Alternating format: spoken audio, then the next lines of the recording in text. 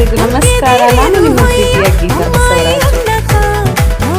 ಮೊದಲಿಗೆ ಇವತ್ತಿನ ವಿಷಯ ಏನು ಅಂತಂದ್ರೆ ತುಂಬಾ ಕುತೂಹಲಕಾರಿಯಾಗಿದೆ. ಯಾಕಂತಂದ್ರೆ ನಮ್ಮ ಸರ್ಕಾರಿ ಶಾಲೆಗಳು ಈಗ ಬೈಲಿಂಗ್ಯುವಲ್ ಮೆಥಡ್ ಅನ್ನ ಪ್ರಾರಂಭ ಮಾಡಿವೆ.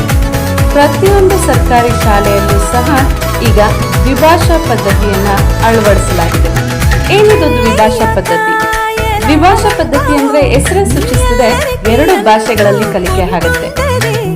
ಸರ್ಕಾರಿ ಶಾಲೆಗಳಲ್ಲಿ ಈಗ ಮಗುವಿಗೆ ಕನ್ನಡ ಅಂದ್ರೆ ಮಾತೃಭಾಷೆಯಲ್ಲಿ ಮೊದಲಿಗೆ ವಿವರಣೆಯನ್ನ ನೀಡ್ತಾರೆ, ತದನಂತರ ಅದನ್ನ ಆಂಗ್ಲ ಭಾಷೆಯಲ್ಲೂ ಕೂಡ ವಿವರಣೆಯನ್ನ ನೀಡ್ತಾರೆ. ಆದ್ರೆ ಹೆಚ್ಚು ಹೊತ್ತು ಆಂಗ್ಲ ಭಾಷೆಗೆ ಕೊಡ್ತಿದ್ದಾರೆ. ಯಾಕೆ ಅಂತಂದ್ರೆ ಈಗಿನ ಸಮಾಜದಲ್ಲಿ ಹೆಚ್ಚು ಇಂಗ್ಲಿಷ್ ಅವಶ್ಯಕತೆ ಇರೋದ್ರಿಂದ ಸರ್ಕಾರಿ ಶಾಲೆಗಳು ಅದರ ಹಿತದೃಷ್ಟಿಯನ್ನ ನೋಡಿಕೊಂಡು, ಮಕ್ಕಳ ಹಿತದೃಷ್ಟಿಯನ್ನ ನೋಡಿಕೊಂಡು